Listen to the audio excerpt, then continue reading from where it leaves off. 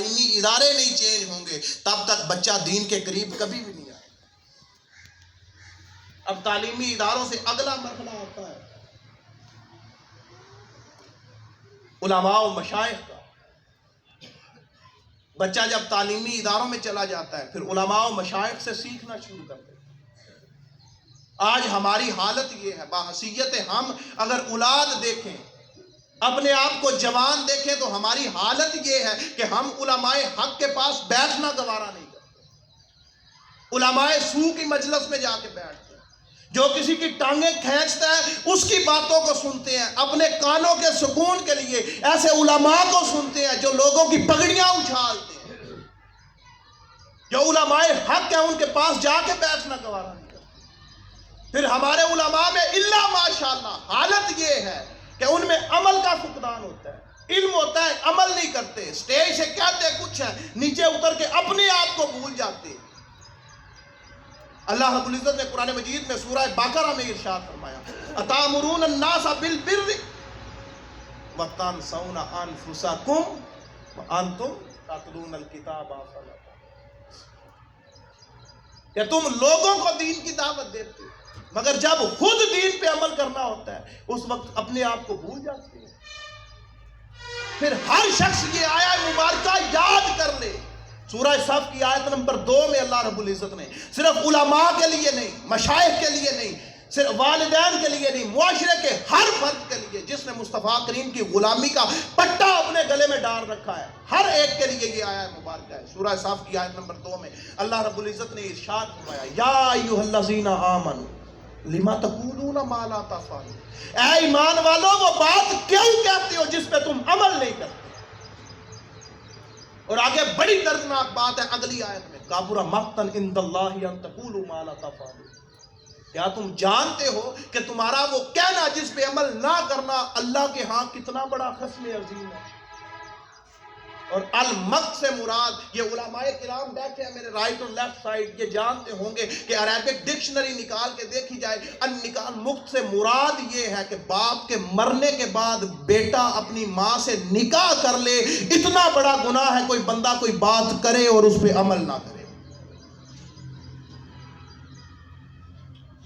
آج معاشرے کا حال ہی ہو گیا. اولاد کے سامنے کہتے کچھ ہیں کرتے کچھ ہیں. وہ والدین ہوں معاشرہ ہو اساتذہ ہوں علماء ہوں یہی حال الا ماشاءاللہ. پھر علماء کے اندر متشدد رویہ آ گیا. دوسرے لوگوں کو برداشت نہیں کرتے. فرقہ واریت کی تعلیم آ گئی. علم کی ناپختگی آ گئی. بچہ آتا ہے سوال لے کے آتا ہے علماء اسے عقلی طور پہ مطمئن نہیں کر سکتے. وہ بچہ اپنے سوال کا جواب فلسفیانہ طور پہ سائنسی طور پہ یا عقلی طور پہ حل کرنے کی کوشش کرتا ہے. اس کا جواب سائنس کے ذریعے پا لیتا ہے جدید علوم کے ذریعے پا لیتا ہے. پھر وہ بچہ دین کے قریب نہیں جاتا سائنس کو ہی اپنا خدا سمجھنے لگتا ہے. علماء کی کم علمی نے اس بچے کو دین سے دور کر دیا. اس کے بعد آج ہماری حالت یہ ہے کہ جو علماء حق ہیں علم والے ہیں ہم ان کے پاس بیٹھنا گوارا نہیں کرتے. جاہلوں کو ہم نے اپنا سردار بنا رکھا. جاہلوں سے ہم فتوے لیتے ہیں. مصطفیٰ کریم نے ارشاد فرمایا آقا علیہ الصلوۃ والسلام کی حدیث سے مبارکہ آقا علیہ الصلوۃ والسلام نے ارشاد فرمایا بخاری شریف کتاب العلم میں حضرت عبداللہ بن عمر روایت کرتے ہیں کہ اللہ رب العزت اس طرح علم نہیں اٹھائے گا علم ہی اٹھا لیا جائے بلکہ اللہ رب العزت علماء حق کو موت دے دے گا. ان کے ذریعے اللہ رب العزت علم کو اٹھا لے اور لوگ جاہلوں کو اپنا سردار بنا لیں گے. ان سے فتوے لیں گے ان سے مسائل پوچھیں گے. مصطفیٰ کریم نے ارشاد فرمایا وہ جاہل خود بھی گمراہ ہوں گے اور لوگوں کو بھی گمراہ کرتے رہیں گے. آج ہم علماء حق کے پاس جا کے نہیں بیٹھتے علم والوں کے پاس جا کے نہیں بیٹھتے.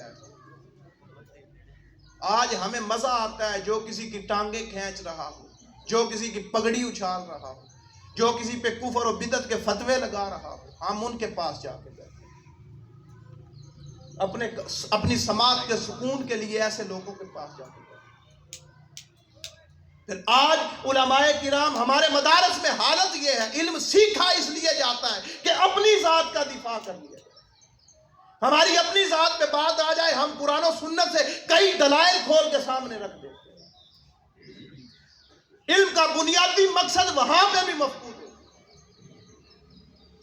آج علماء سو نے علماء حق کو بدنام کر کے رکھ دیا۔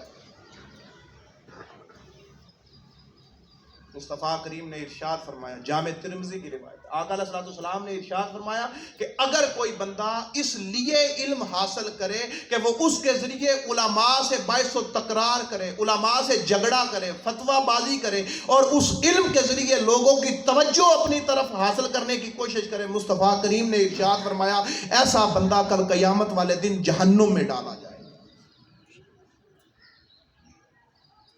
اللہ ماشاءاللہ آج علماء کا یہ چل رہا ہے۔